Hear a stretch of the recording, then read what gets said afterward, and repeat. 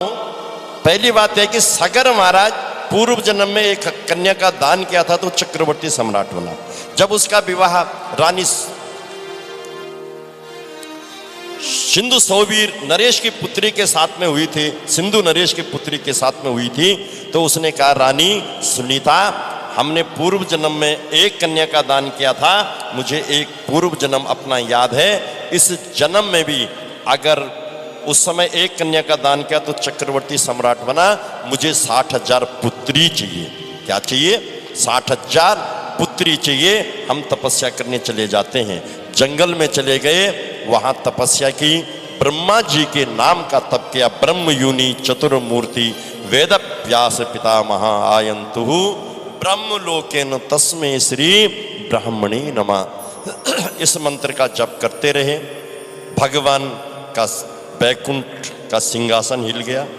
अगर सगर ने 60,000 पुत्री मांग ली और उसको वरदान दे दिया गया और 60,000 कन्याओं का दान करेगा तो 7 द्वीप नवखंड 14 भुवनों में साम्राज्य सुस्थापित हो जाएगा सगर का। तो इसलिए भगवान विष्णु ने मां सरस्वती को भेज दिया कि उसकी वाणी को अवरुद्ध कर देना जब वो वरदान मांगेगा।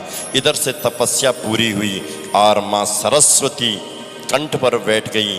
और जब ब्रह्मा जी ने कह दिया कि बेटा मैं तेरी तपस्या से प्रश्न हूं, आप वरदान मांगे, तो मांग रहा था 60,000 पुत्री, पर एक ही मात्रा को लुप्त कर दिया सरस्वती ने और पुत्र पुत्र पुत्र कहने लगा। 60,000 षष्ठी सहस्त्राणी पुत्राणी पुत्राणी पुत्र उत्तरा कहने लगा, तो उन्होंने कह दिया तथास्तु, अदृश्य हो गए। रानी ने कहा महाराज आपने क्या मांगा? पुत्री नहीं बोला आपने पुत्र बोला। मैं क्या करता? रानी सुनी था, मेरी वाणी कुछ खराब हो गई थी, अब क्या करें? बोलो ठीक है, जैसा विधि का विधान होगा। तपस्या करने से आए। कालांतर में रानी सगर्भा हुई, रानी गर्भवती हो गई। और रानी 9 महीने की जब गर्भवती हो गई तो सब बढ़िया था, जांच वांच सब ठीक ठाक थी, कोई कमी नहीं थी। लेकिन माताओं और बहनों थोड़ा ध्यान से सुनना कि जब रानी सगर की पत्नी का जब डिलीवरी हुई तो उसके पेट से एक तोमा हुआ। तोमड़ा नहीं होता है वो, जो लौकी का ही लौकी जाति का ही होता है, वो जैसा लौकी होती है, लौकी जैसे उसके पत्ते होते हैं, ऐसा तोमड़ा बोलते हैं उसको, तोमा। वो हुआ उसके पेट से। और बड़ा आश्चर्य हुआ लोगों को कि यार यहाँ डॉक्टर रोज रिपोर्ट करते थे, चिकित्सा जांच होती थी, लेकिन ये क्या कमी रह गई कि रानी के पेट से कोई बच्चा नहीं हुआ और ऐसा कोई अजीब सा कोई गेंद टाइप का हो गया। तो सगर को बुलाया गया। सगर ने कहा कोई बात नहीं, अब इसको उठा करके और दफना देते हैं। तो सगर ने उसको जब हाथ में लिया, सगर ने हाथ में लिया और सगर ने उसको देखा कि है क्या ये, तो उसमें सगर ने एक उंगली मारी। वो जो पेट से जो तोमड़ा हुआ था उसमें जोर से उंगली मारी और उसके अंदर से जैसे मधुमक्खी नहीं निकलती, लाल रंग की चींटी छोटी छोटी बुर बुर बुर बुर निकलती चली गई और वो फैलते चले गए। जैसे वो उससे बाहर आती और फर्श पे जाती, वैसे वो बच्चे बनने लग गए। बढ़ते बढ़ते बढ़ते बढ़ते ऐसे वो 60,000 पुत्र हुए थे।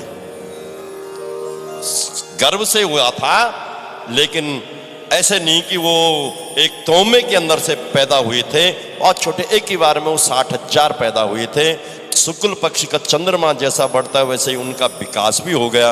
अब 60,000 पुत्र सगर के घर में हो गए और सेना भी है, तो किसकी बाप की हिम्मत की सगर से आंख मिलाए। अब सगर को एक बार जज क्या कि भाई बाहुबल्य उसी का था, सगर का। हर जगह सगर का जयकारा लगने लग गया। अब सगर तप भी करने लग गया, यज्ञ भी करने लग गया। इंद्र को ईर्ष्या हुई और जब अश्वमेध यज्ञ, सगर ने संकल्प कर दिया कि मुझे अश्वमेध यज्ञ यज्ञ करना है।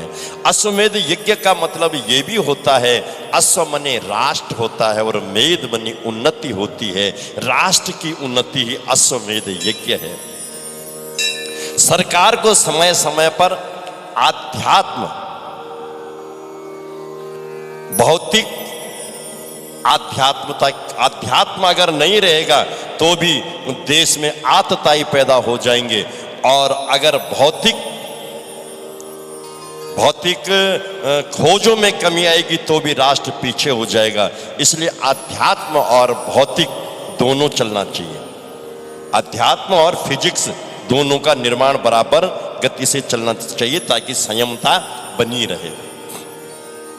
अब सज्जनों, हरिकथा प्रेमियों, यहाँ समय बीतता चला गया और जब अश्वमेध यज्ञ कराया तो उस यज्ञ में पूर्णाहुति हो गई। और अश्वमेध यज्ञ में क्या होता था कि एक घोड़ा छोड़ा जाता, अश्वमनी घोड़ा भी होता है, और उस घोड़े को इसलिए छोड़ा जाता है कि अगर मेरे से कोई पराक्रमी राजा है, वो चाहे ज्ञान बल में हो, चाहे धन बल में हो, या सेना बल में हो, या विकास बल में हो, या आधुनिकीकरण में अगर कोई मेरे से अधिक हो, तो मैं इस घोड़े को पकड़ करके फिर युद्ध होगा और